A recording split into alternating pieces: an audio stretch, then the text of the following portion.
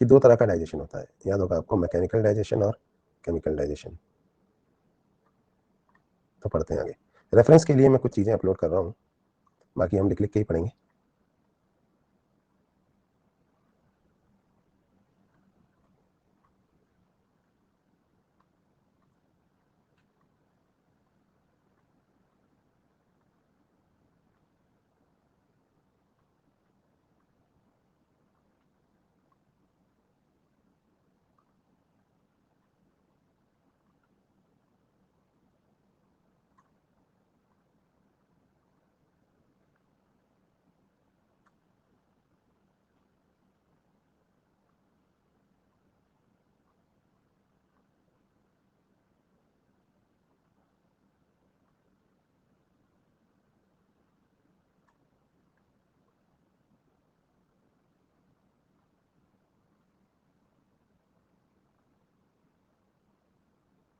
चलो भाई, let's start.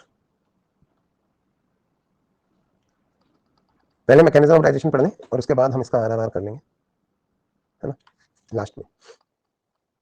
चलो साइलेंस नो। तो हमने देखा था कि बेसिकली डाइजेशन के दो पार्ट हैं, एक मैकेनिकल और एक केमिकल। मैं दोबारा नहीं लिखूंगा, लास्ट क्लास में मैंने आपको लिख के बता दिया था कि मैकेनिकल डाइजेशन क्या होता है और केमिकल डाइजेशन क्या होता है। ठीक है, जब हम बड़े फूड मॉलिक्यूल्स को छोटे पार्टिकल्स में तोड़ते हैं तो वो मैकेनिकल डाइजेशन है, और पॉलीमर्स को मोनोमर्स में तोड़ते हैं ताकि उन्हें एब्जॉर्ब कर सकें, तो वो केमिकल डाइजेशन होता है। ठीक है, मैकेनिकल डाइजेशन अलग अलग, तो पहले हम मैकेनिकल डाइजेशन के बारे में जान लेते हैं।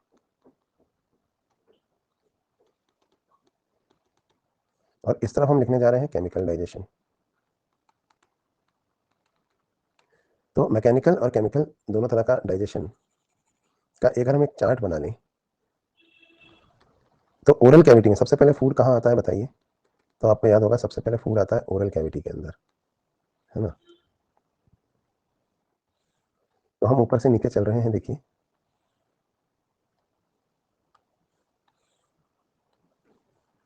तो इनका पूरा सिस्टम ही खराब होता जा रहा है। चलिए, अलग अलग हिस्सों में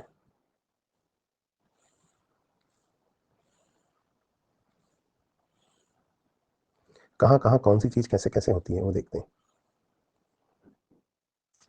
चलो, सबसे पहले आती है बकल कैविटी या ओरल कैविटी, माउथ जिसे हम कहते हैं। इसके बाद आता है ईसोफेगस, फिर आता है स्टमक, फिर आती है स्मॉल इंटेस्टाइन। ठीक है, ध्यान दो यहाँ पे। अब देखो, जब मैं लिखूंगा ट्रिपल प्लस तो मतलब सबसे ज्यादा यहाँ होता है। तो मैकेनिकल डाइजेशन सबसे ज्यादा कहाँ होता है? देखिए ओरल कैविटी में, ईसोफेगस में नहीं होता। ईसोफेगस में फॉर दैट मैटर कुछ भी नहीं होता, ना मैकेनिकल ना केमिकल डाइजेशन। इसके बाद मैकेनिकल डाइजेशन फर्दर स्टमक में थोड़ा होता है और स्मॉल इंटेस्टाइन में थोड़ा होता है। जो ओरल कैविटी में मैकेनिकल डाइजेशन होता है इसको हम कहते हैं मास्टिकेशन या चबाना। ईसोफेगस में तो कुछ होता नहीं है। स्टमक में जो चर्निंग मूवमेंट्स होते हैं, गुड़गुड़ करता है ना पेट फूड को मिक्स करते समय, ये मैकेनिकल डाइजेशन है। जबकि इंटेस्टाइन में सेगमेंटेशन, आप कहेंगे सेगमेंटेशन के मूवमेंट क्या होते हैं? चर्निंग तो आप समझ गए, स्टमक में ऐसे होती है। चर्निंग मैं आपको इंटेस्टाइन में बताता हूँ सेगमेंटेशन क्या होता है। सपोज ये इंटेस्टाइन है, तो इसमें ना सर्कुलर और लॉन्जिट्यूडनल दो तरह की मसल्स होती हैं। अब ये इसके अलग अलग सेगमेंट है। सपोज ये है सेगमेंट ए, ये है segment B, segment C, segment D, segment E. Suppose ये अलग अलग सेगमेंट्स है ना। तो सेगमेंटेशन में क्या होता है? सर्कुलर से अर्थ फॉर्म चलता है ना, जब सर्कुलर मसल्स कॉन्ट्रैक्ट करेंगे तो लॉन्जिट्यूडनल रिलैक्स कर रही है, जब लॉन्जिट्यूडनल कॉन्ट्रैक्ट करेंगे तो सर्कुलर जो है वो रिलैक्स कर रही है। तो एक पल को तो ऐसे हुआ, अगले पल में देखिए क्या हुआ।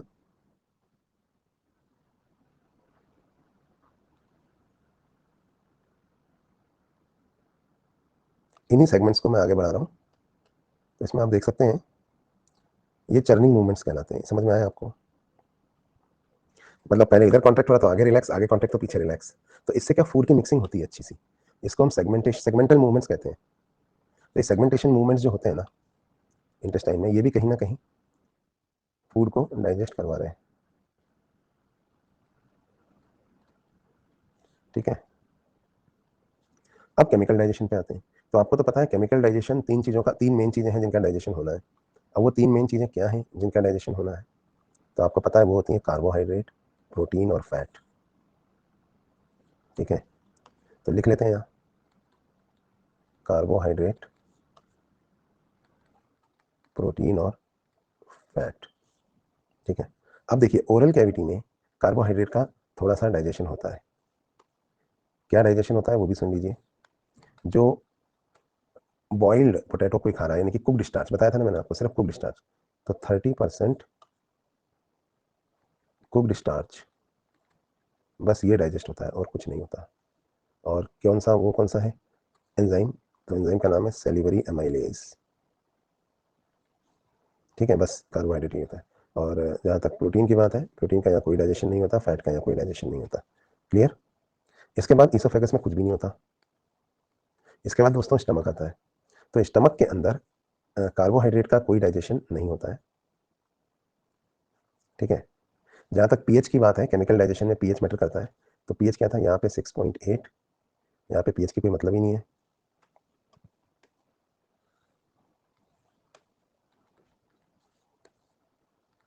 यहाँ पे पीएच कितना आ जाता है 1 से 3, यहाँ पे 7.5 से 8.3, है ना। चलिए, तो अब स्टमक में देखिए प्रोटीन फैट का डाइजेशन होता है बहुत थोड़ा सा, ये मान के चलो आप 1% due to the activity of gastric lipase. Gastric lipase की वजह से ज़्यादा नहीं 1% डाइजेशन हो रहा है। और कौन से वाले फैट का हो रहा है, क्या आपको याद है, या मैं याद दिलाऊं, सिर्फ इमल्सिफाइड फैट। याद आया, सिर्फ इमल्सिफाइड फैट का, जो ऑलरेडी इमल्सिफाइड है, फूड में भी इमल्सिफाइड फॉर्म में है, क्योंकि बाइल तो आया नहीं है अभी। जहाँ तक प्रोटीन के डाइजेशन की बात है, तो लार्ज प्रोटीन मॉलिक्यूल्स यहाँ पे टूटते हैं। तो प्रोटीन का डाइजेशन और नॉनवेज का डाइजेशन तो और भी अच्छा होता है ना। तो large proteins are broken down, large proteins are broken down into smaller proteins. Enzyme कौन सा है जो काम करता है, तो एंजाइम है भाइयों एंडोपेप्टाइडेज।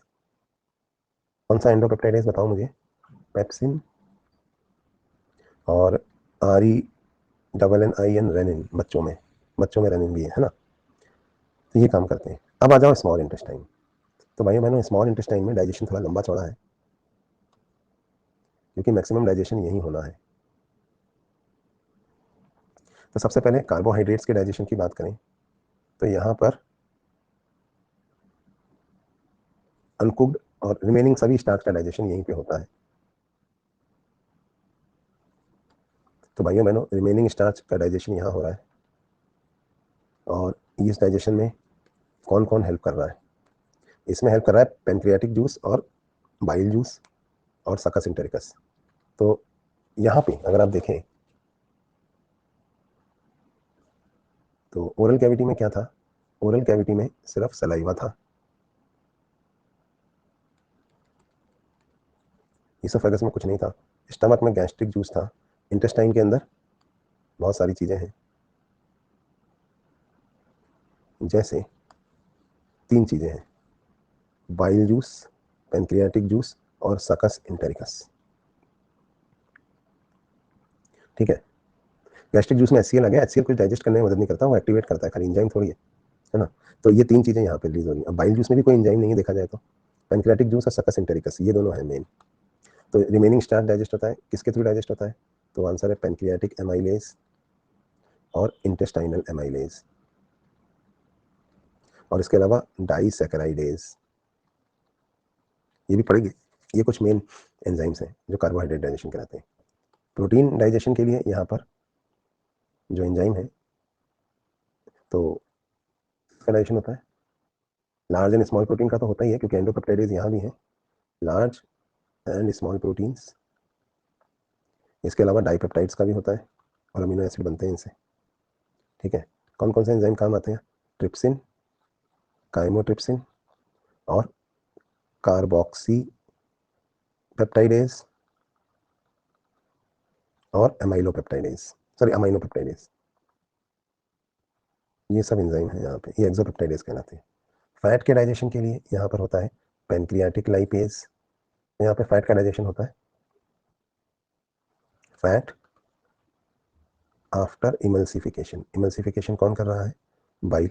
और इमल्सिफाइड फैट को यहाँ पर डाइजेस्ट करने वाले जो एंजाइम है वो है pancreatic lipase, intestinal lipase, phospholipase, triglyceridase वगैरह वगैरह। ठीक है, तो ये तो हो गया एक टेबल डाइजेशन का, इसको अब हम पढ़ लेते हैं। हालांकि इस टेबल में ही मेन चीज़ें आ गई हैं, पर अब हम इसको थोड़ा सा अंडरलाइन करके मॉड्यूल से पढ़ते हैं, बाद में इसको एनसीईआरटी से पढ़ेंगे। ये टेबल समझ में आ गई आपको? इसमें आपको एक तरह से समरी आ गई है कहाँ कैसे डाइजेशन होता है। एलिमेंट्री कैनाल इस डायरेक्शन में चल रही। आओ अब इसको देख लेते हैं। तो ये एक डायग्राम है जिसमें डाइजेशन एब्जॉर्प्शन दिखाया है, इस पर बाद में आएंगे हम। तो सबसे पहले हम बात करते हैं फिजियोलॉजी ऑफ डाइजेशन की। देखो जो पढ़ लिया है वही है लिखा हुआ, तो इसको अलग अलग से लिखने की जरूरत नहीं है। यहाँ पे देखो दो तरह का डाइजेशन है, मैकेनिकल डाइजेशन और केमिकल डाइजेशन। सबसे पहले ओरल कैविटी में क्या क्या होता है, तो हम सबसे पहले जानना चाह रहे हैं डाइजेशन इन ओरल कैविटी। तो भाइयों डाइजेशन इन ओरल कैविटी में मैकेनिकल क्या डाइजेशन है, देखिए माउथ टीथ वगैरह ये सब मिलकर मास्टिकेशन में हेल्प करते हैं, सलाइवा मिक्स करते हैं इसमें ना। केमिकल डाइजेशन क्या है, सेलिवरी एमाइलेज, जिसका नाम क्या होता है भाइयों, टाइलिन। टाइलिन क्या करता है, कुक्ड स्टार्च को कन्वर्ट करता है माल्टोज में और अल्फा डेक्सट्रिन में। ठीक है, माल्टोज एक डाइसेक्राइड है, तो माल्टोज जो है ना ये एक डाइसेक्राइड है। तो बेसिकली टाइलिन के अंदर कुक्ड स्टार्च पे एक्शन होता है, only ripe and cooked starch. इसके बाद फूड आ जाता है ईसोफेगस में। ईसोफेगस के अंदर कोई डाइजेस्टिव एंजाइम होते ही नहीं है, तो यहाँ कुछ होना ही नहीं है। और गैस्ट्रोइसोफेजियल स्फिंक्टर नॉर्मली क्लोज रहता है, लेकिन डिग्लूटेशन के समय खुलता है और फूड को स्टमक में भेज देता है। तो ओरल कैविटी का डाइजेशन खत्म। ठीक है, आप चाहते हैं मैं लिख दूँ तो मैं लिख देता हूँ, कुछ लोग कह रहे हैं लिख लिख के बता दो। तो सबसे पहला टॉपिक था डाइजेशन इन ओरल कैविटी। अभी अभी टेबल बनाई थी लेकिन पता नहीं क्यों लिखवाना चाहते हैं, कोई बात नहीं। तो पहले बात करते हैं मैकेनिकल डाइजेशन की। मैकेनिकल डाइजेशन में यहाँ क्या होगा, चबाना और उसमें सलाइवा मिलाना, मास्टिकेशन खत्म। अब आ जाओ केमिकल डाइजेशन। केमिकल डाइजेशन के बारे में बात करें तो ओरल कैविटी में सिर्फ और सिर्फ कुक्ड स्टार्च का डाइजेशन होता है। कैसे होता है, सेलिवरी अमाइलेज, जिसको कि हम टाइलिन भी कहते हैं, ये स्टार्च पे एक्ट करता है। पीएच कैसा है यहाँ, पीएच इज 6.8, तो it acts on the starch and converts the starch into maltose. Maltose is a disaccharide. अब है ना, डाइसेक्राइड को मोनोसेक्राइड में चेंज करने का काम बहुत बाद में होगा इंटेस्टाइन में। ठीक है, तो ये माल्टोज में कन्वर्ट कर दिया इसने इसको। साथ में अल्फा डेक्सट्रिन है, अल्फा डेक्सट्रिन पे भी अल्फा डेक्सट्रिनेज एक्ट करेगा बाद में। तो ये दो चीज़ें बन गई यहाँ, ये हो गया ओरल कैविटी का मामला खत्म। ठीक है, स्टार्च कुक्ड स्टार्च का डाइजेशन हो गया, 30% कुक्ड स्टार्च का, बस वही होता है। अब ईसोफेगस में कुछ हुआ नहीं। अब बात करते हैं digestion in stomach.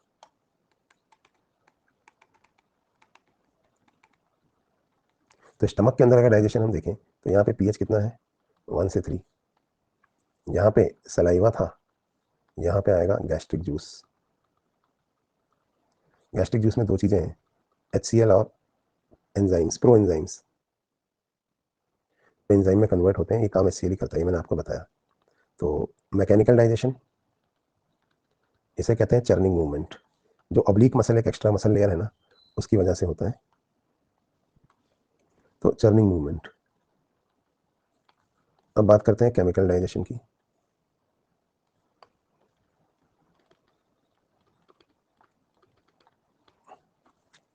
HCl activator है, activates pro enzyme into enzymes. ठीक है, इसके अलावा एंजाइम कौन कौन से हैं, पहला है पेप्सिन। पेप्सिनोजन जो है ये किस में कन्वर्ट हुआ बताइए, पेप्सिन में। प्रोरेनिन, ये कन्वर्ट हुआ रेनिन में, चाइल्ड में ही होता है ये खाली। ये वही सब तो है जो मैंने इतना पढ़ा है, सिर्फ आप लिखवा रहे हो तो मैं लिख देता हूँ। ठीक है, तो ये रेनिन में कन्वर्ट होता है। अभी होता क्या है कि जो हमारे प्रोटीन्स हैं, पेप्सिन एक एंडोपेप्टाइडेज है, ये लार्ज प्रोटीन्स को स्मॉल प्रोटीन्स में बदलता है। कौन, पेप्सिन। जबकि रेनिन क्या करता है, वो मिल्क में पाए जाने वाले कैसीन प्रोटीन को कैल्शियम पैराकैसिनेट में बदल देता है। इसको हम कहते हैं कर्डलिंग ऑफ मिल्क।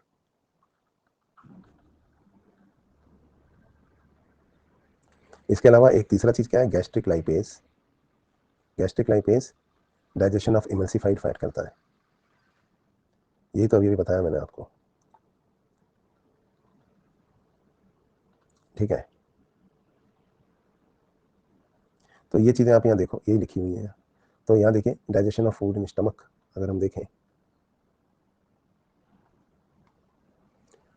तो किस हार्मोन के इन्फ्लुएंस में गैस्ट्रिक जूस रिलीज होता है? Gastric juice is released on stimulation by gastrin hormone. ठीक है,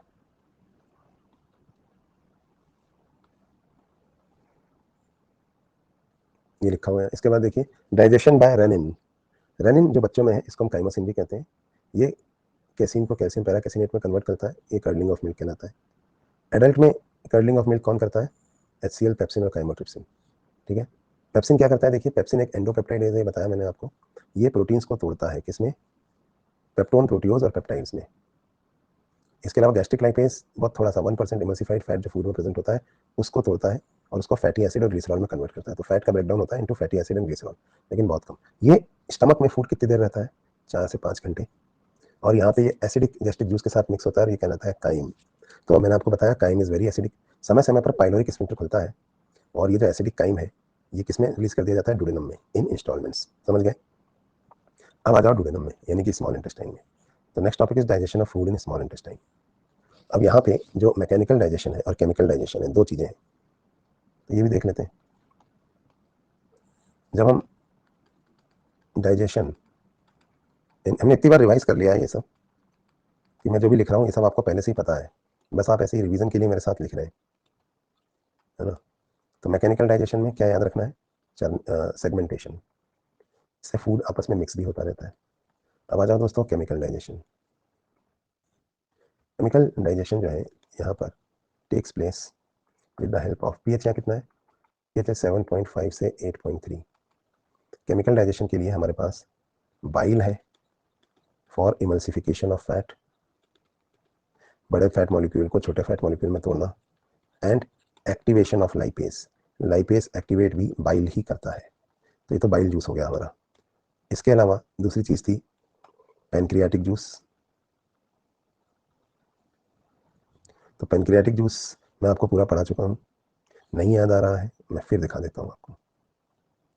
तो मैकेनिकल डाइजेशन तो ये हो गया खत्म। सेगमेंटेशन, केमिकल डाइजेशन देखिए जब एसिडिक काइम डुडेनम में पहुंचता है, जैसे ही एसिडिक काइम डुडेनम में पहुंचता है, अब हमको पीएच बदल के कैसा करना है? एल्केलाइन। तो मैंने आपको बताया था कि डुडेनम में यहाँ पे ना, एक तो जैसे ही डुडेनम में काइम पहुंचा तो डुडेनम से जीआईपी रिलीज होता है, गैस्ट्रिक इनिबिटरी पेप्टाइड, जो स्टमक को कहता है रुक जा रुक जा, अब और मत भेज, पहले जो भेजा है इसका इंतजाम करने दे। दूसरा यहाँ से रिलीज होता है सीसीके, कॉलिसिस्टोकाइनिन, जो गॉल ब्लैडर के लिए होता है। और तीसरा रिलीज होता है सिक्रीटिन, जो पेनक्रियाज के लिए होता है ना? और इसके अलावा ब्रेनर ग्लैंड से म्यूकस भी रिलीज होती है। ये सब मिलकर इसका पीएच चेंज करते हैं। अब पहले इसमें पेनक्रियाटिक जूस कहता है। पेनक्रियाटिक जूस के अंदर क्या क्या चीज़ें हैं? पेनक्रियाटिक एमाइलेज, ठीक है, जो क्या करेगा? पेनक्रियाटिक एमाइलेज क्या करेगा? ये जो स्टार्च है उसको बदलेगा किसमें? डाइसैकेराइड्स में।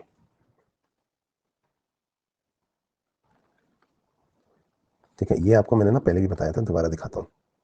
पेनक्रियाटिक जूस वाला जो चीज़ें थी ना मैंने आपको दिखाई थी, तो अभी रहने देते हैं, देखा हुआ अपन ने। और प्रोटीन्स को एंडोपेप्टाइडेज किस में बदलेंगे? स्मॉल प्रोटीन्स में।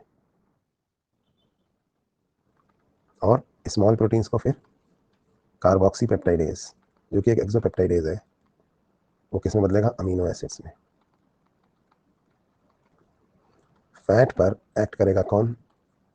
पेनक्रियाटिक लाइपेज, जो फैट को तोड़ेगा फैटी एसिड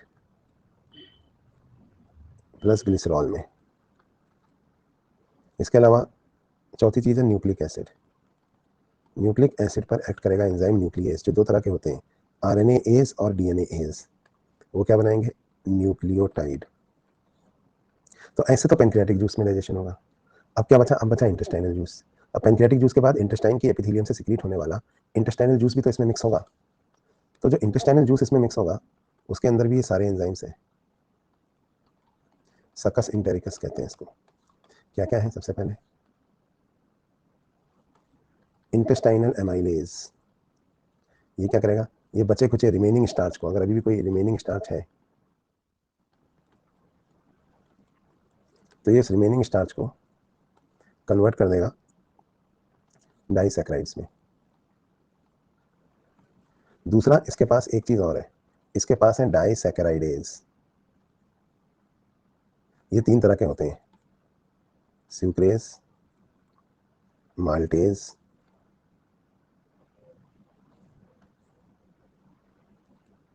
लैक्टेज। ये क्या करेंगे, ये इन डाइसैकेराइड्स को अब कन्वर्ट कर देंगे मोनोसैकेराइड्स में। मोनोसैकेराइड 3 तरह क्या क्या हो सकते हैं, सुक्रेज, मतलब सुक्रोज टूटेगा तो क्या बनेगा बताओ, ग्लूकोज प्लस फ्रक्टोज। माल्टोज टूटेगा तो ग्लूकोज प्लस ग्लूकोज। लैक्टोज टूटेगा तो ग्लूकोज प्लस गैलेक्टोज। ठीक है, तो ये सब यहाँ पे इंटेस्टाइनल जूस कर रहा है। तो ये तो इसने शुगर का काम किया इंटेस्टाइनल जूस ने। ठीक है, सकस इंटेरिकस ने कार्बोहाइड्रेट्स का डाइजेशन हमने देखा। अब सकस इंटेरिकस से प्रोटीन्स का डाइजेशन देखते हैं। सकस इंटेरिकस में अमाइनो पेप्टाइडेज है। ये क्या कहता है, स्मॉलर प्रोटीन्स, इनको किसमें तोड़ देता है, ये अमीनो एसिड्स में, अमीनो साइड से तोड़ता जाता है।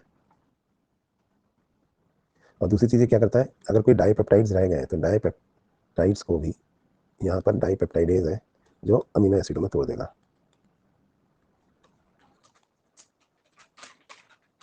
ठीक है, और ये हो गया प्रोटीन का। और फाइनली अगर हम देखें फैट का डाइजेशन इंटेस्टाइन में कैसे हो रहा है, तो फैटी एसिड और ग्लिसरॉल तो है, रिमेनिंग फैट अगर कोई है जो अभी तक डाइजेस्ट नहीं हुए, तो इंटेस्टाइनल लाइपेज इसको फैटी एसिड और ग्लिसरॉल में तोड़ देगा। ठीक है, तो ये वही बोरिंग चीज़ें हैं जो हमने इतनी देर से पढ़ी, बार बार इनको हमने आपने का लिख के पढ़ा, हमने लिख के पढ़ा दी। अब यहाँ पे इसको हम इंटेस्टाइनल जूस में क्या क्या चीज़ें होती हैं ये मैंने आपको बताया, इंटेरोकाइनेज, अमीनो पेप्टाइडेज, डाइसैकेराइडेज, लाइपेज। ठीक है, और ब्रेनर ग्लैंड्स भी हैं, एल्कलाइन पीएच होता है 7.8। चलो अब यहाँ ध्यान दो, सकस इंटेरिकस के बारे में मॉड्यूल में क्या दिया हुआ है। तो भाई सकस इंटेरिकस को देख लो, एक तो कार्बोहाइड्रेट डाइजेस्टिंग एंजाइम कौन कौन से हैं, स्टार्च को डाइजेस्ट करता है एमाइलेज, अल्फा डेक्सट्रिनेज भी होता है, यहाँ ये लिखना भूल गया, मैं भी लिख दूंगा, माल्टेज, लैक्टेज, सुक्रेज तो मैंने बता दिए। याद करो अल्फा डेक्सट्रिन बने थे शुरू में ही डाइजेशन के बाद पेंक्रियाटिक एमाइलेज से, और है ना, तो अल्फा डेक्सट्रिन्स को डाइजेस्ट करने के लिए सकस इंटेरिकस में एक और चीज़ है, और यह है अल्फा डेक्सट्रिनेज, जो अल्फा डेक्सट्रिन्स को भी डाइसैकेराइड्स में तोड़ देती है। फिर डाइसैकेराइड से मोनोसैकेराइड कैसे बनते हैं वो तो मैंने आपको बता ही दिया। फिर प्रोटीन के सकस इंटेरिकस में होता क्या है, 99% वाटर है और 1% से भी कम एंजाइम्स है। फिर एक अमीनो पेप्टाइड है, लार्ज पेप्टाइड को छोटे पेप्टाइड में तोड़ता है। इंटेस्टाइनल लाइपेज तो फैटी एसिड और मोनोग्लिसराइड में तोड़ रहा है। और न्यूक्लियोटाइड और न्यूक्लिक एसिड्स का कैसे होता है डाइजेशन वो देखिए आप। एक ये चीज़ और रह गई यहाँ, यहाँ देखो, इसमें हमने देखा था कि न्यूक्लिक एसिड जो है वो टूट गए हैं, किसमें टूट गए हैं, न्यूक्लियोटाइड्स में, पेंक्रियाटिक जूस से। बट इंटेस्टाइनल जूस क्या करता है, अब इस सकस इंटेरिकस क्या करता है, इसी न्यूक्लिक एसिड्स को आगे तोड़ता है। न्यूक्लियोटाइड तो बन गए हैं, अब इसके पास एंजाइम है न्यूक्लियोटाइडेज, जिससे इसको किसमें तोड़ देगा, न्यूक्लियोसाइड में। फिर इसके पास एक और एंजाइम है न्यूक्लियोसाइडेज, जिससे ये न्यूक्लियोसाइड से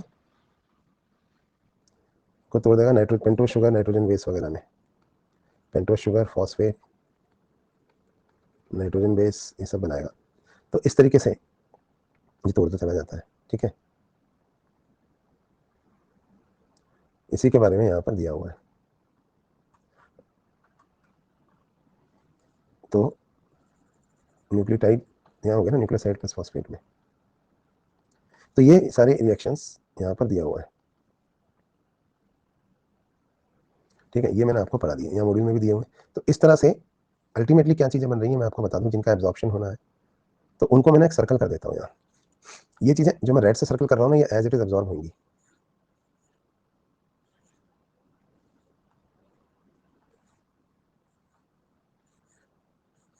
ये एब्जॉर्प्शन की प्रोडक्ट्स हैं,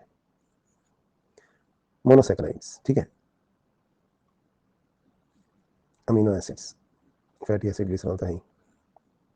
तो जो रेड से सर्कल कर दिया, ये प्रोडक्ट्स हैं जो फिर एब्जॉर्प्शन के लिए जाएंगी, और कुछ नहीं है मैकेनिज्म ऑफ डाइजेशन में। इसके बाद आती है लार्ज इंटेस्टाइन। लार्ज इंटेस्टाइन में कोई डाइजेशन वाइजेशन नहीं होता है, बस थोड़ा एब्जॉर्प्शन होता है वाटर का, मिनरल्स का, ड्रग्स का, और म्यूकस सीक्रेट होती है जो फीसेस को बाइंड करके रखती है। इसके अलावा विटामिन B12 वगैरह का एब्जॉर्प्शन होता है। और एक बार इलियोसिकल वॉल्व से इलियम से सीकम में पहुंच गई एल्कलाइन काइन, तो उसका नया नाम क्या हो जाता है? फीसेस। ये मैं आपको बता चुका हूँ। ठीक है, अब ना आगे बढ़ने से पहले control and coordination of GIT, अब हम थोड़ा सा RRR कर लेंगे। सेम चीज़ हम एक बार और, थोड़ा सा बोर होगा लेकिन NCERT से भी पढ़ेंगे, है ना। तो सारी एक्टिविटीज़ जो होती है ना, इनको कौन स्टिमुलेट करता है? Presence of food in the oral cavity, इससे हमारी लार टपकती है। तो nervous system, gastric, local hormone, central nervous system से निकलने वाले सिग्नल्स, ये सब मिलकर एलिमेंट्री कैनाल को, और लोकल लेवल पर जो प्लेक्सस होते हैं वो जो मेडुला कंट्रोल करती है, ये सब मिलकर ना एलिमेंट्री कैनाल को कंट्रोल करते हैं। हार्मोनल और नर्वस, दो तरह का कंट्रोल है GIT का। अब बताओ, हार्मोनल कंट्रोल में दो तरह के हार्मोन है, कौन कौन से? जनरल हार्मोन और लोकल हार्मोन। इंसुलिन वगैरह जनरल हार्मोन है, लोकल हार्मोन जैसे गैस्ट्रिन वगैरह जो इंटेस्टाइन यूज करवाते हैं। तो ये तो हो गया हार्मोनल कंट्रोल। फिर न्यूरल कंट्रोल में सेंट्रल नर्वस सिस्टम है, मेडुला ऑब्लोंगेटा, और आपका ऑटोनॉमिक नर्वस सिस्टम है जिसमें ऑर्बिक प्लेक्सस और मीसनल प्लेक्सस आते हैं, ये पेरिस्टालसिस करवाते हैं। तो ये सब मिलके, और वेगस नर्व वगैरह भी जो सिंपैथेटिक नर्व है वो पेरिस्टालसिस को इंक्रीज करवाती है। तो ये न्यूरल और इंटेस्टाइनल कंट्रोल है। ठीक है, पेप्सिन ट्रिप्सिन के डिफरेंसेस मैंने आपको पहले ही बता दिए थे। अब आगे बढ़ने से पहले हम NCERT से एक बार और यही चीज़ें फिर से पढ़ेंगे, क्योंकि कई बार NCERT की लाइन से भी क्वेश्चन आ जाते हैं। तो यहाँ पे हमने क्या NCERT में से थोड़ा बहुत पढ़ा था ना, हमने कहाँ तक पढ़ लिया था? ग्लैंड से पढ़ना है, right.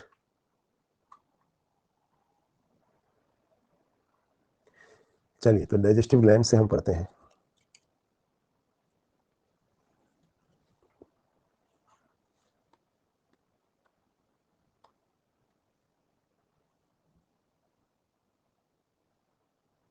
So digestive glands associated with alimentary canal कौन कौन से हैं? देखिए, सेलिवरी ग्लैंड्स, लिवर और पेनक्रियाज। ठीक है, अब saliva 3 pair of salivary gland से प्रोड्यूस होता है। एक तो है पैरोटिड, दूसरा है सब मैक्सिलरी या सब मैंडिबुलर, और तीसरा है सबलिंगुअल। तीनों के बारे में मैं आपको पढ़ा चुका हूँ। ठीक है, अगली चीज़ ये लिखते हैं लिवर। लिवर जो है शरीर का लार्जेस्ट ग्लैंड है, 1.2 से 1.5 kg होता है, डायफ्राम के नीचे होता है, इसमें 2 लोब होते हैं। इसकी स्ट्रक्चरल और फंक्शनल यूनिट क्या है? Hepatic lobules.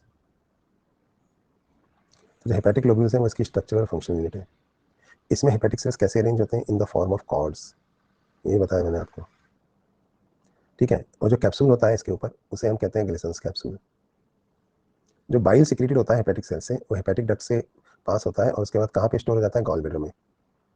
जो गॉल ब्लैडर का डक्ट होता है, जिसको हम कहते हैं सिस्टिक डक्ट, जो गॉल ब्लैडर से बाइल को बाहर निकाल रहा है, वो duct along with the hepatic duct, just a second।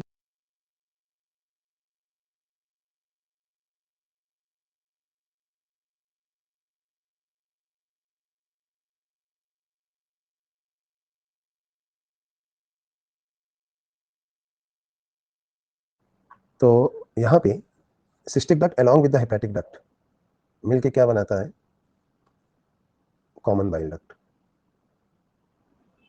ठीक है, यहाँ तक समझ में आ गया? तो कॉमन बाइल डक्ट देखिए, आप यहाँ पे दिखेगा आपको, ये लिवर से डक्ट्स आ रहे हैं, राइट और लेफ्ट हेपेटिक डक्ट। ये गॉल ब्लैडर का सिस्टिक डक्ट है। दोनों मिलके, ये कॉमन हेपेटिक डक्ट और सिस्टिक डक्ट मिलके क्या बना लेते हैं? Common bile duct. समझ में आई बात? देखो, राइट और लेफ्ट हेपेटिक डक्ट्स प्लस दोनों मिलके क्या बनाते हैं? दोनों हेपेटिक डक्ट मिलके कॉमन हेपेटिक डक्ट। इसमें आकर सिस्टिक डक्ट जुड़ जाता है, तो अब ये बन जाता है कॉमन बाइल डक्ट। और कॉमन बाइल डक्ट में इधर से पेनक्रियाटिक डक्ट आके जुड़ जाता है, तो ये खुलता है कहाँ पे? ये कहलाता है हेपेटो पेनक्रियाटिक डक्ट। ये खुलता है एम्पुला ऑफ वाटर में। तो ये डायग्राम भी आपको समझ में आ रहा है? ये देखो, कॉमन जो ये डक्ट यहाँ खुल रहा है, यहाँ पे 2 स्फिंक्टर हैं, एक ये है बॉयडन और एक ये है ओडी। ये बॉयडन है, ये ओडी है। ठीक है, ये दिखाया है इसके अंदर। बॉयडन का तो नाम ही नहीं दिया, ओडी का नाम दिया है बस। फिर इसके बाद नीचे लिख रहा है पेनक्रियाज, ड्यूडेनम के सी शेप एरिया में होता है। उसका एक्सोक्राइन पार्ट जो है वो अल्कलाइन पेनक्रियाटिक जूस सीक्रेट करता है जिसमें एंजाइम होते हैं, जबकि एंडोक्राइन पार्ट जो है वो हार्मोन सीक्रेट करता है जैसे इंसुलिन और ग्लूकागॉन। ठीक है, आगे बढ़ते हैं और बात करते हैं डाइजेशन ऑफ फूड की। अब अगर फूड के डाइजेशन के बारे में बात करें तो ये जो प्रोसेस है इसमें दो पार्ट्स देखे थे अपन, एक होता है मैकेनिकल डाइजेशन, एक होता है chemical digestion. Ample of water लिखा है VATER, पहले ही बताया था मैंने। अब देखिए बकल कैविटी, सबसे पहले क्या आया, बकल कैविटी। इसके दो मेजर फंक्शन है, एक तो मास्टिकेशन यानी कि चबाना, और दूसरा सॉलोइंग। जो टीथ और टंग होते हैं दे हेल्प इन मास्टिकेशन, जैसे टीथ जो है वो चबाते हैं और टंग उसमें सलाइवा मिक्स करने में हेल्प करती है। सलाइवा में जो म्यूकस है वो फूड को आपस में चिपकाती है और उसे एक बोलस में कन्वर्ट करती है। तो माउथ से जो चीज़ निकल रही है ईसोफेगस के लिए, उसे क्या बोलते हैं बताओ, बोलस। बातें मत करो, यहाँ ध्यान दो, है ना। अब बोलस जो है वो फेरिंग्स के थ्रू ईसोफेगस में जाता है, इस प्रोसेस को हम कहते हैं डिग्लूटिशन। तो बोलस किस में आया, स्टमक में। एक बार बोलस स्टमक में आ गया तो स्टमक से जो निकलेगा वो क्या कहलाएगा, अब काइम, एसिडिक काइम। तो देखिए बोलस ईसोफेगस से नीचे जाता है, bolus further passes down through the esophagus by peristalsis. Gastroesophageal sphincter, मैंने आपको बताया था, this controls the passage of food into the stomach, और ये स्टमक खुलता है, फूड स्टमक में आ जाता है। फिर बाद में इन्होंने लिखा है कि सलाइवा जो होता है उसमें क्या क्या होता है, तो उसमें sodium potassium chloride bicarbonate enzyme cellular amylase और लाइसोजाइम वगैरह होते हैं, लाइसोजाइम बैक्टीरिया को मारने के लिए।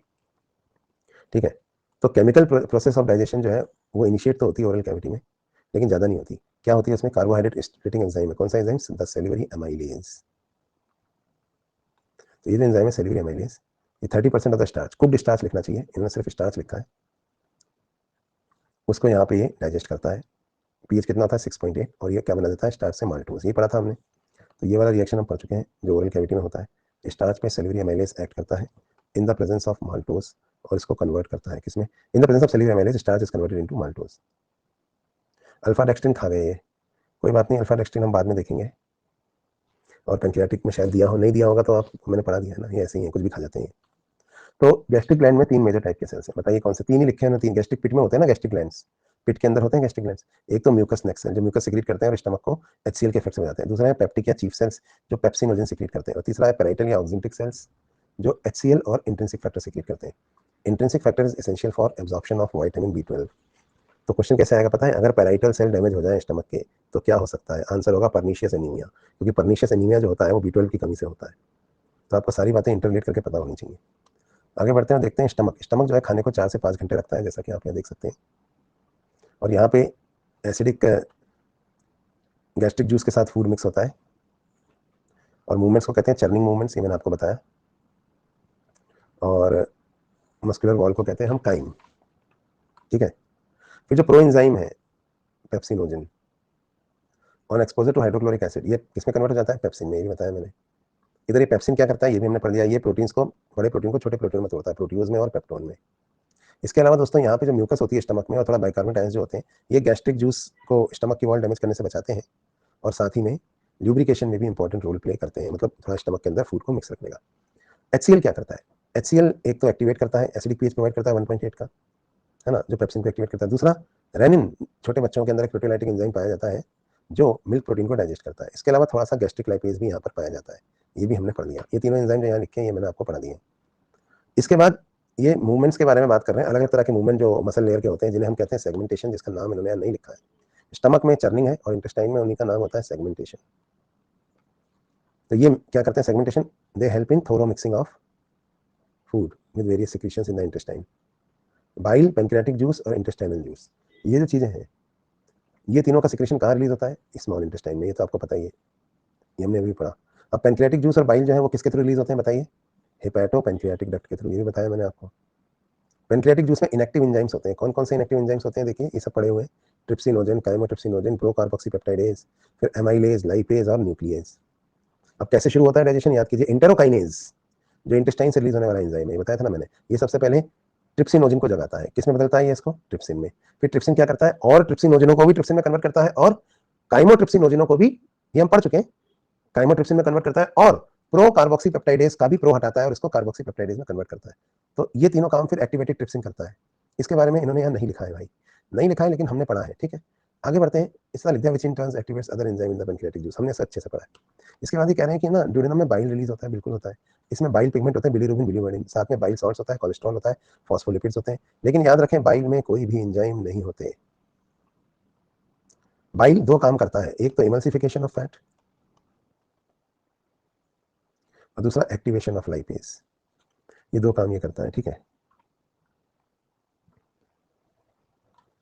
इसके अलावा इंटेस्टाइनल जूस, सकस इंटेरिकस जो सिक्रेट होता है, उसको भी यहाँ लिखा हुआ है आईजे, ये इंटेस्टाइनल जूस कहाँ से रिलीज होता है? इंटेस्टाइन की जो म्यूकोजा की जो एपिथेलियम है, जिसके सेल्स जो ब्रश बॉर्डर है, म्यूकोजा के एपिथेलियम की प्लाज्मा मेम्ब्रेन, उससे निकलने वाला सिक्रेशन और गॉबलेट सेल से निकलने वाली म्यूकस, ये दोनों मिलकर इंटेस्टाइनल जूस बनाते हैं, जिसको हम कहते हैं सकस इंटेरिकस। इसमें क्या होता है? इसमें एंजाइम होता है जैसे डाइसैकेराइडेज, डाइपेप्टाइडेज, लाइपेज और न्यूक्लियोसाइडेज, ठीक है। न्यूक्लियोटाइडेज भी होता है, वो नहीं लिखा है इन्होंने यहाँ। फिर mucus along with bicarbonate from the pancreas, ये प्रोटेक्ट करती है इंटेस्टाइनल म्यूकोजा को एसिड से। इसके अलावा एल्कलाइन मीडियम भी प्रोवाइड करती है। इसके लिए ब्रनर ग्लैंड, इन्होंने बाद में लिखा ड्यूडेनम से, ड्यूडेनम में पाए जाते हैं। तो ये सब चीजें एसिडिक काइम से क्या क्या, एल्कलाइन बाइल, ब्रनर ग्लैंड की म्यूकस और पेनक्रियास से आ रहे हैं बाइकार्बोनेट आयन, कई बार बता दिया मैंने, ये तीन चीजें मिलकर काइम, एसिडिक काइम को एल्कलाइन काइम में बदलती हैं। यहाँ तक समझ लिया आपने? आइए इंटेस्टाइन के रिएक्शंस देख लेते हैं।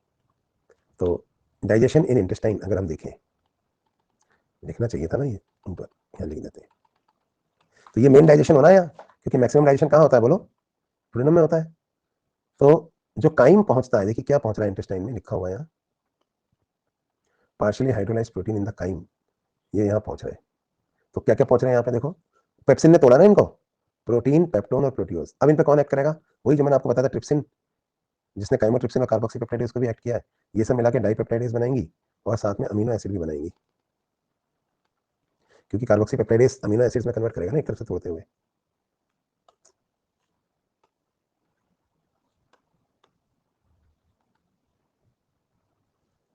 ठीक है, तो ये तो हो गया प्रोटीन का डाइजेशन। अब बात करते हैं कार्बोहाइड्रेट के डाइजेशन की। कार्बोहाइड्रेट के डाइजेशन को देखें तो पेनक्रियाटिक एमाइलेज, ये पेनक्रियाटिक एमाइलेज है, ये स्टार्च को तोड़ रहा है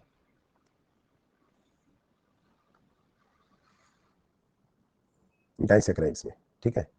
फैट के डाइजेशन की अगर बात करें तो आपको पता है यहाँ पर लाइपेज है, पेनक्रियाटिक लाइपेज भी है और इंटेस्टाइनल लाइपेज भी है, दोनों तरह का लाइपेज है। ये फिर फैट्स को तोड़ता है डाइग्लिसराइड्स में, जो बाद में फिर मोनोग्लिसराइड में टूटते हैं। चौथी चीज थी न्यूक्लिक एसिड। तो चौथा जो एंजाइम है वो है न्यूक्लियस। आपको पता है न्यूक्लियस जो होते हैं न्यूक्लिक एसिड को न्यूक्लियोटाइड में तोड़ते हैं। ये काम कहाँ हो रहा है? ये हो रहा है पेनक्रियाटिक जूस में। इसके बाद वाला काम कहाँ हो रहा है? ये हो रहा है इंटेस्टाइनल जूस में। न्यूक्लियोटाइडेज जो है वो न्यूक्लियोसाइड में तोड़ देते हैं, ये भी हमने पढ़ लिया यहाँ। ये रिएक्शन समझ में आ रहे हैं ना? वही तो है जो हमने पढ़े थे। तो इसके बाद आगे के रिएक्शंस देखते हैं। देखो मैंने नीचे लिखा है यहाँ, एंजाइम इन सकस इंटेरिकस, यानी इंटेस्टाइनल जूस के एंजाइम्स, वो यहाँ दिए हुए हैं। ये रिएक्शन कहाँ होता है? The final step in digestion, ये याद रखना।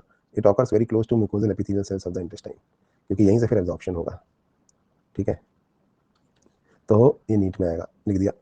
अब सुनो क्या होता है, डाइपेप्टाइड बन गए, तो डाइपेप्टाइड को किस में तोड़ दिया हमने? अमीनो एसिड्स में। माल्टोज, लैक्टोज और सुक्रोज को भी हमने शुगर्स में तोड़ दिया। और ये देखिए न्यूक्लियोटाइड से न्यूक्लियोसाइड और वहां से शुगर और बेस, ये भी पढ़ा दिया मैंने आपको। और फैट के डाइजेशन में डाई और मोनोग्लिसराइड पे लाइपेज एक्ट करता है, तो फैटी एसिड और ग्लिसरॉल बनती है। ये चारों रिएक्शन बार बार हम पढ़ चुके हैं, ठीक है। तो ये ऊपर पेनक्रियाटिक जूस का काम था, नीचे ये इंटेस्टाइनल जूस का काम है। अब ये जो ब्रेकडाउन है मेनली ना ड्यूडेनम को मिलता है इसका क्रेडिट। तो मैक्सिमम डाइजेशन कहाँ होता है? ड्यूडेनम में। पर मैक्सिमम एब्जॉर्प्शन कहाँ होता है? सिंपल फॉर्म से बन जाते हैं, एब्जॉर्ब कहाँ होते हैं? वो जेजुनम में और इलियम में होते हैं। अब जो अनएब्जॉर्ब होगा वो फिर लार्ज इंटेस्टाइन में निकल जाता है, और फिर लार्ज इंटेस्टाइन से वो फीसिस के फॉर्म में बाहर चला जाता है। यहाँ तक समझ में आया? तो ये तो हो गया भाई, इंटेस्टाइन में आ रहा है पेनक्रियाटिक जूस। देखो ये पेनक्रियाटिक जूस, और ये देखो ये है इंटेस्टाइनल जूस का कमाल, ठीक है। ये हमने यहाँ पे देख लिया है। ये डाइजेशन में स्मॉल इंटेस्टाइन हो गया, ड्यूडेनम में होते हैं सारे रिएक्शंस। आगे बढ़े, यहाँ तक कोई डाउट नहीं है? चलो, लार्ज इंटेस्टाइन में कोई खास डाइजेस्टिव एक्टिविटी नहीं होती है भाइयों बहनों। लार्ज इंटेस्टाइन का फंक्शन क्या है? थोड़ा बहुत वाटर और मिनरल्स का एब्जॉर्प्शन और म्यूकस का सिक्रेशन करना, जो फीसिस को बाइंड करके रखे। फीसिस कब बोलते हैं अपन? जब एक बार वो इलियोसिकल वॉल क्रॉस करके सीकम में आ जाती है। और एक्टिविटी ऑफ गैस्ट्रोइंटेस्टाइनल ट्रैक्ट जो है वो न्यूरल या हार्मोनल कंट्रोल में होती है, मैंने ये भी बताया आपको। मसल्स की activity different parts of alimentary canal जो है वो न्यूरल मैकेनिज्म से, बहुत लोकल एंड सीएनएस, ये भी बताया मैंने आपको, दोनों के थ्रू काम करती है। लोकल में ऑर्बिट प्लेक्सस मीसनल प्लेक्सस है, और सीएनएस में मेडुला ऑब्लोंगेटा, इनके थ्रू ये काम करती है। और हार्मोनल सिक्रेशन भी होता है, लोकल हार्मोन भी कुछ सिक्रेट होते हैं जैसे गैस्ट्रिन वगैरह, है ना, जो स्टमक को और इंटेस्टाइन की म्यूकोजा के अंदर भी डुओक्रिनिन और कई हार्मोन से जो हम पढ़ेंगे आगे, जो इंटेस्टाइन को भी स्टिमुलेट करते हैं अपना जूस सिक्रेट करने के लिए। ठीक है भाई, मैकेनिज्म ऑफ डाइजेशन खत्म हो गया है। इसके बाद की चीज़ें हम पढ़ेंगे, अब हम पढ़ेंगे एब्जॉर्प्शन। ठीक है, तो डाइजेशन खत्म हो गया, पहले हम एब्जॉर्प्शन खुद पढ़ेंगे और बाद में फिर एनसीईआरटी से पढ़ेंगे। तो भाई डाइजेशन खत्म, डाइजेशन के बाद अगली चीज़ होती है एब्जॉर्प्शन। तो हमारा टॉपिक है एब्जॉर्प्शन।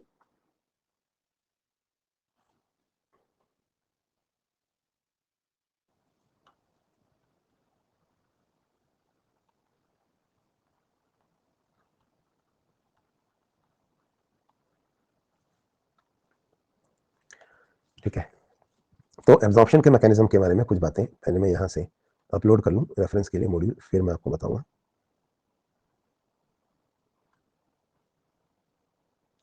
एक छोटी सी समरी है, ये आपके मॉड्यूल में दी हुई है, बार बार इतनी बार रिवाइज करा दिया मैंने,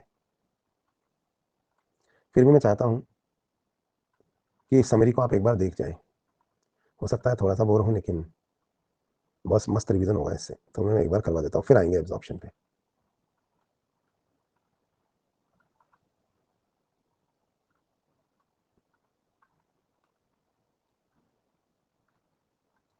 मॉड्यूल में जो टेबल है ना, वो बहुत बढ़िया से रिवाइज करवाती है चीज़ों को, दिखाता हूँ अभी कैसे।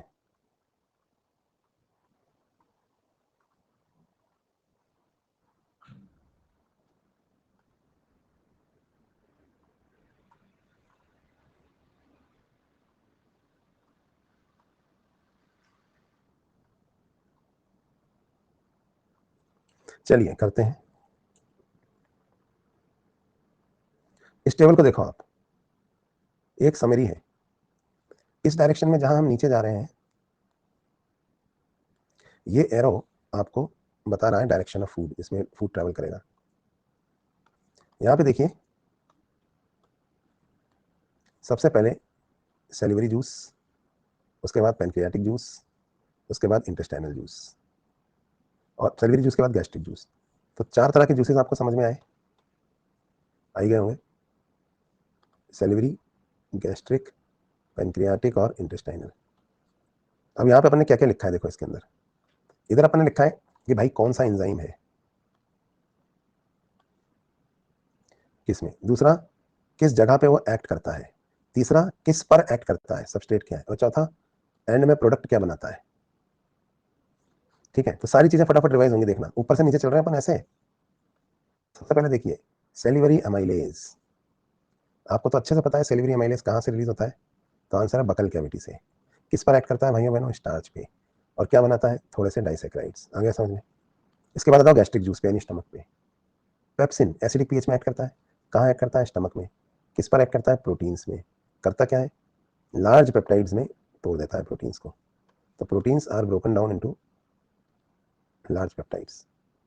इसके बाद पेनक्रियाटिक जूस, अब पेनक्रियाटिक जूस के एंजाइम्स को देखिए आप, अल्फा एमाइलेज, ये सब कहाँ एक्ट करते हैं, सारे एंजाइम ना, अब जितने भी एंजाइम आ रहे हैं ना, सारे स्मॉल इंटेस्टाइन में एक्ट करेंगे, तो ये तो कॉमन है। अल्फा एमाइलेज किस पे एक्ट करता है, वो देखिए स्टार्च पे, क्या करता है, स्टार्च को तोड़ देता है किसमें, डाइसेक्राइड्स में। इधर इसके अलावा ट्रिप्सिन जब जाग जाता है तो वो प्रोटीन्स को तोड़ता है, किसमें तोड़ता है प्रोटीन्स को, एंडोपेप्टाइडेज है, पेप्टोन और प्रोटीन में। काइमोट्रिप्सिन भी यही काम करता है, ये भी प्रोटीन को तोड़ता है किसमें, पेप्टोन्स और प्रोटियोज में। इसके बाद कार्बोक्सीपेप्टाइडेज एक एक्सोपेप्टाइडेज है, ये पेप्टोन और प्रोटियोज से क्या बनाता है, अमीनो एसिड, जो अब एब्जॉर्प्शन के लिए तैयार है। तो एब्जॉर्प्शन प्रोडक्ट को मैं ना ऐसे पर्पल से सर्कल कर देता हूँ, या व्हाइट से कर देता हूँ, ये एब्जॉर्प्शन प्रोडक्ट है। इधर अगला एंजाइम देखिए, लाइपेज, लाइपेज स्मॉल इंटेस्टाइन पे एक्ट करता है और ट्राइग्लिसराइड्स को मोनोग्लिसराइड और फैटी एसिड में बदलता है, ये भी हमारे एब्जॉर्प्शन प्रोडक्ट्स हैं। और न्यूक्लियेज जो पेनक्रियाटिक जूस से निकलता है, ये न्यूक्लिक एसिड को न्यूक्लियोटाइड्स में बदलता है, जो अभी और ज़्यादा टूटेंगी फिर एब्जॉर्ब होंगी। मेरे ख्याल से इतनी बार पढ़ा दिया, ये तो रिवीजन ही हो रहा है एक तरह से। इसके अलावा आ जाइए इंटेस्टाइनल जूस से, तो इंटेस्टाइनल जूस में क्या होता है, इंटेरोकाइनेज, जिसको हम इंट्रोपेप्टाइडेज भी कहते हैं, ये इंटेस्टाइनल जूस वाले भी सारे एंजाइम कहाँ ऐड करते हैं? तो आंसर है स्मॉल इंटेस्टाइन में। अब करता क्या है ये कि ये ट्रिप्सिनोजिन को ट्रिप्सिन में बदल देता है। ठीक है, अब ट्रिप्सिन क्या करेगा? ये उसके बाद ये जो ऊपर के रिएक्शन लिखे हैं ये चलाएगा। ये तो हमने बात कर ली है किसकी, ये तो एक एक्टिवेशन वाला काम कर रहा है। इधर अमाइनो पेप्टाइडेज जो एक और एंडोपेप्टाइडेज है, ये अमाइनो ग्रुप की तरफ से तोड़ते हैं और लार्ज पेप्टाइड से ये अमाइनो एसिड बनाते हैं। और डाई पेप्टाइडेज वगैरह भी होते हैं, वो ऑलिगोपेप्टाइड यानी छोटे पेप्टाइड्स को तोड़ देते हैं और उनसे अमाइनो एसिड बनाते हैं।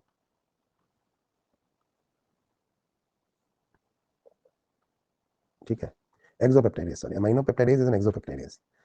ठीक है, ये मॉड्यूल में है ना। फिर डाइसैकेराइड जो बन गए थे याद करो, उनको अब तोड़ने का समय आ गया है। इनको डाइसैकेराइडेज एंजाइम्स तोड़ते हैं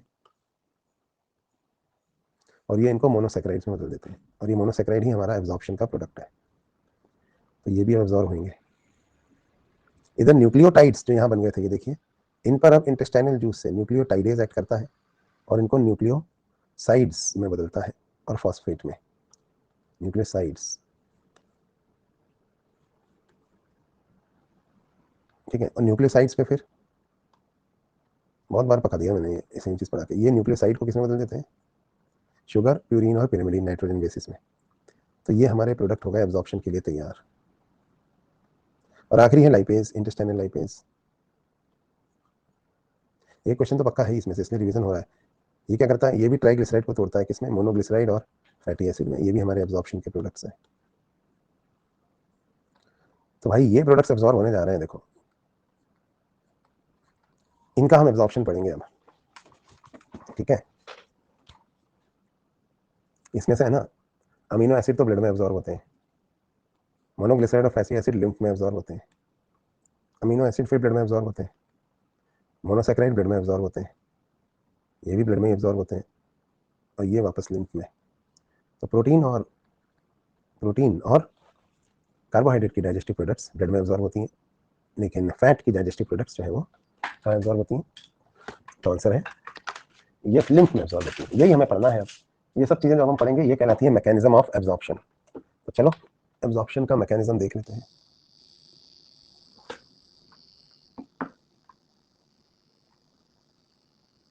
इससे पहले एक छोटी सी बात, इंटेस्टाइन के कुछ हार्मोन्स हैं, ये भी एक बार देख लेते हैं। अच्छा, सारे इंटेस्टाइनल हार्मोन गैस्ट्रिन को छोड़ के कहाँ से रिलीज होते हैं, कोई बताएगा मुझे? सब ड्यूडेनम से। बताया था ना मैंने आपको, ऑल इंटेस्टाइनल हार्मोन्स या all hormones of alimentary canal of alimentary canal are released by duodenum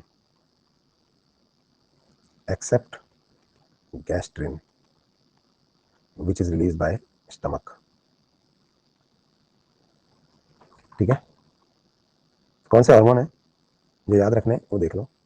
तो यहाँ पे एक बॉक्स है जिसमें हार्मोन्स दिए हुए हैं, उनका सोर्स दिया हुआ है, किस स्टिमुलस पे वो एक्टिवेट होते हैं और वो किस पर उनका टारगेट क्या होता है। सबसे पहला हार्मोन इसके अंदर दिया हुआ है गैस्ट्रिन। अब गैस्ट्रिन का सोर्स क्या है बताओ? स्टमक। वैसे ये भी डोडेनम से रिलीज होता है पर इसका मेन क्रेडिट स्टमक को देंगे। स्टिमुलस कहाँ से मिलती है इसको? जब वेगस नर्व की एक्टिविटी से, और जब फूड आता है, कहाँ आता है फूड? स्टमक में।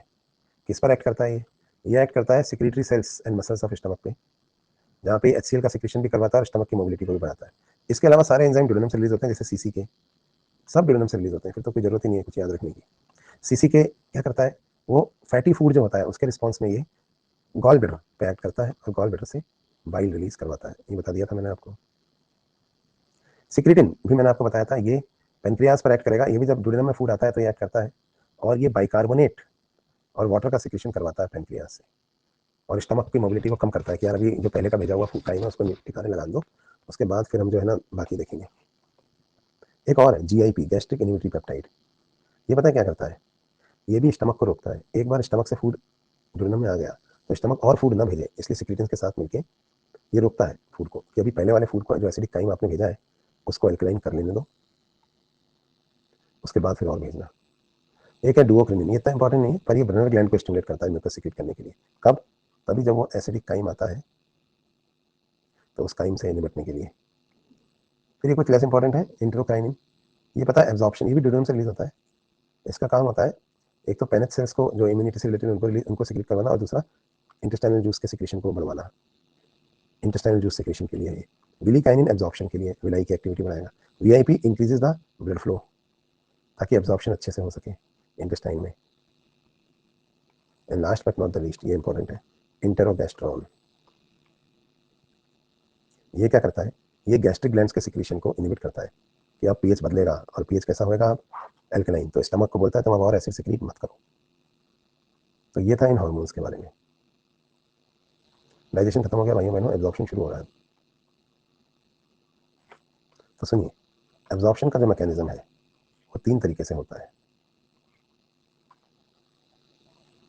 पहला है एक्टिव एब्जॉर्प्शन, दूसरा है पैसिव, और तीसरा है फैसिलिटेटेड। इंटेस्टाइन से जो एब्जॉर्प्शन होना है वो 3 तरीके से होता है, एक्टिव, पैसिव या फैसिलिटेटेड। एक्टिव कब होता है, by use of energy against concentration gradient. मतलब कॉन्सेंट्रेशन ग्रेडियंट अगर उल्टा भी है तो भी लोअर कॉन्सेंट्रेशन से हायर कॉन्सेंट्रेशन एनर्जी का यूज करके हम चीज़ों को एब्जॉर्व कर सकते हैं। ठीक है। पैसिव एब्जॉर्प्शन होता है without expense of energy, energy खर्च किए बिना, विद द कॉन्सेंट्रेशन ग्रेडियंट, यानी हायर कॉन्सेंट्रेशन से लोअर कॉन्सेंट्रेशन। तीसरा होता है फैसिलिटेटेड, जिसमें कुछ कैरियर प्रोटीन मॉलिक्यूल्स होते हैं जो उस सब्सटेंस को अंदर ट्रांसपोर्ट कर देते हैं। ठीक है। तो ये 3 तरह से एब्जॉर्प्शन होता है। कुछ चीज़ें तो तीनों तरह से एब्जॉर्ब होती हैं। अब जैसे आप बताओ, अपना जो कार्बोहाइड्रेट है उसके एंड प्रोडक्ट क्या है, ग्लूकोज। तो ग्लूकोज का एब्जॉर्प्शन तीनों तरीके से होता है, एक्टिव भी, पैसिव भी और फैसिलिटेटिव भी। तो सबसे पहले डाइजेशन के बाद जो प्रोडक्ट्स बन रही है एब्जॉर्प्शन की, उनके नाम मैं यहाँ नीचे लिखता हूँ। क्या क्या प्रोडक्ट्स हैं बताओ एब्जॉर्प्शन की, glucose, amino acid, fatty acid, ठीक है, ग्लिसरॉल्स, इलेक्ट्रोलाइट, सोडियम पोटेशियम वगैरह, वाटर, है ना। और भी चीज़ें हैं दोस्तों, फ्रक्टोज, और बताओ गैलेक्टोज।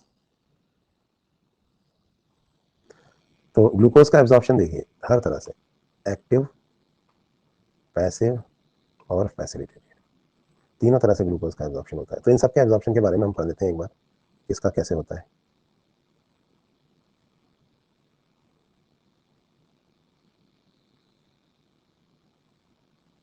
तो भाई एक्टिव, पैसिव, फैसिलिटेटेड तीनों तरह का, सबसे पहले याद रखिए ग्लूकोज का तीनों तरीके से होता है ना। तो ये मैं आपको यहाँ दिखाता हूँ।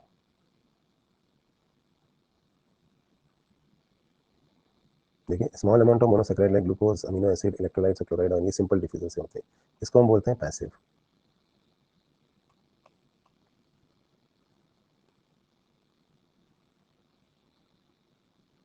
अमीनो एसिड्स का एक्टिवली भी होता है और पैसिवली भी होता है। कुछ अमीनो एसिड्स का एक्टिवली होता है और कुछ अमीनो एसिड्स का पैसिवली होता है। अब 2 तरह के होते हैं, एल और, आपने सुना है कि नहीं पता नहीं, अमीनो एसिड भी 2 तरह के हैं। एक होता है एल फॉर्म, एक होता है डी फॉर्म, वीवोडेक्स्ट्रो, सुना है ना। तो जो एल फॉर्म वाले हैं ये एक्टिवली होते हैं, और डी अमीनो एसिड पैसिवली होते हैं। तो लिख दूं यहाँ में, अमीनो एसिड कौन से एक्टिवली कौन से हो रहे हैं, एल फॉर्म, और पैसिवली कौन से हो रहे हैं, डी फॉर्म। ठीक है। तो ये हो गया अमीनो एसिड्स का एब्जॉर्प्शन। मैं ये टेबल यहाँ बना दूंगा, पहले मैं आपको अंडरलाइन करा देता हूँ, फिर मैं ये टेबल यहाँ बना दूंगा। फ्रक्टोज और गैलेक्टोज का है ना फैसिलिटेटेड भी होता है, अभी दिखाता हूँ देखो। तो ये 3 तरह का ट्रांसपोर्ट है, एक्टिव, पैसिव और फैसिलिटेटेड।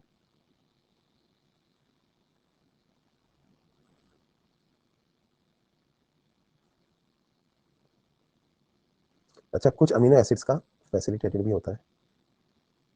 एल फॉर्म वाले जनरली एक्टिव होते हैं, डी फॉर्म वाले पैसिवली होते हैं, लेकिन कुछ अमीनो एसिड ऐसे भी हैं जिनका फैसिलिटेटेड तरीके से भी होता है। ठीक है।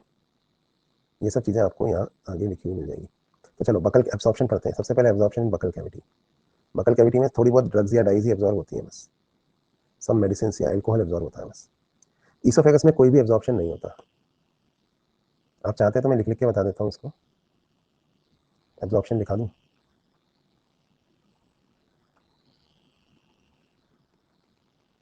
सबसे पहले आती है बकल कैविटी। बकल कैविटी में सिर्फ सम ड्रग्स और एल्कोहल, सम एल्कोहल, इसका एब्जॉर्प्शन होता है। इसके बाद आया ईसोफेगस। ईसोफेगस में वैसे तो थोड़े से एल्कोहल का एब्जॉर्प्शन होता है, पर एनसीईआरटी के हिसाब से यहाँ कोई एब्जॉर्प्शन नहीं होता। इसके बाद आता है भाइयों स्टमक। तो स्टमक के अंदर क्या क्या चीज़ों का एब्जॉर्प्शन होता है? Water, some drugs, alcohol. Mainly drugs ना स्टमक से ही एब्जॉर्ब होती हैं। एल्कोहल, थोड़ा सा ग्लूकोज। कौन सा वाला ग्लूकोज? पैसिवली जो हो रहा है, थोड़ा सा पैसिवली जो ग्लूकोज है वो होता है, और थोड़े बहुत सॉल्ट्स वगैरह भी एब्जॉर्ब होते हैं। स्टमक के बाद आती है डुडेनम, फिर जेजुनम और फिर इलियम। फिर आती है सीकम कोलॉन।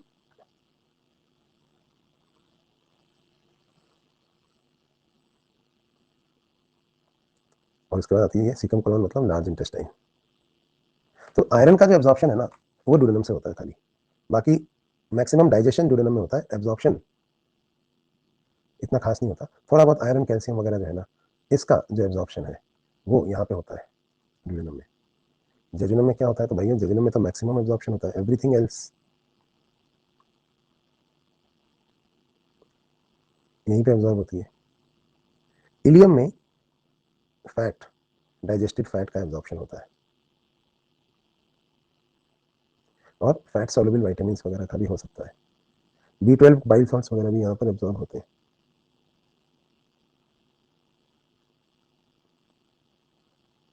पर B12 के एब्जॉर्प्शन के लिए जरूरी इंट्रिंसिक फैक्टर स्टमक से आता है, ये बात आपको याद है ना। और जहां तक लार्ज इंटेस्टाइन की बात है, तो यहाँ से सिर्फ वाटर एब्जॉर्ब होता है मेनली। ठीक है, तो ये कौन सी जगह से क्या एब्जॉर्ब हो रहा है? और मैक्सिमम एब्जॉर्प्शन ऑफ एवरीथिंग। अब एवरीथिंग में क्या आता है बताओ? सब कुछ, glucose, vitamin, amino acids, fatty acid, glycerol, सब कुछ मैक्सिमम जेजुनम में ही एब्जॉर्ब होता है।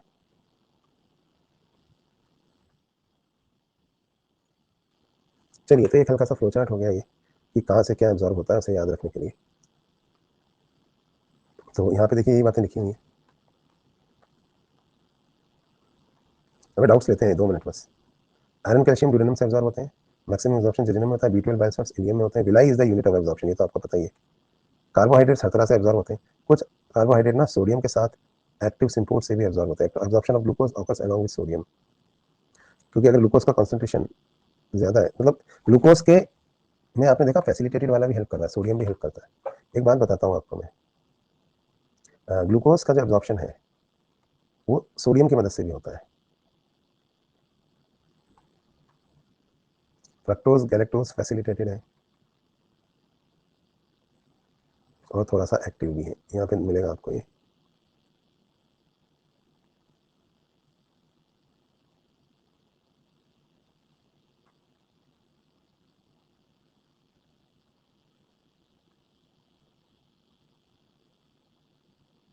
तो किस तरीके से होता है? With sodium.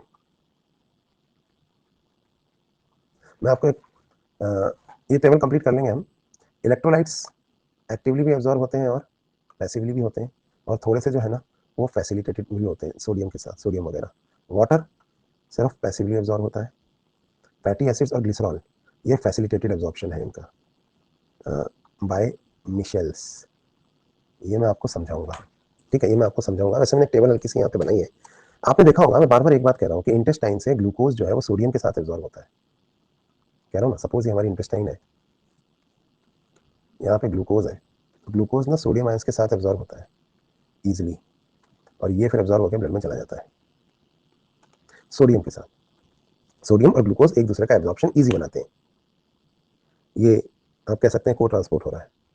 मैं बार बार ये बात इसलिए कह रहा हूँ कि आप मुझे याद करके बताओ, जब आपको डायरिया हो जाता है, बिल्कुल लूज मोशन हो रहे हैं, तो आपको किस चीज़ की कमी हो जाती है? लॉस ऑफ इलेक्ट्रोलाइट्स, यानी salt and water, salts and water. From body. ऐसे में हम क्या करते हैं पता है, हम ORS का घोल देते हैं, नमक चीनी का घोल। इस नमक चीनी के घोल में एक चुटकी नमक, पानी और शक्कर होती है। क्या आपको याद है इसमें 3 चीजें होती है, नमक, चीनी और पानी। ठीक है, अब कमी तो हुई थी नमक की और पानी की, चीनी क्यों दी?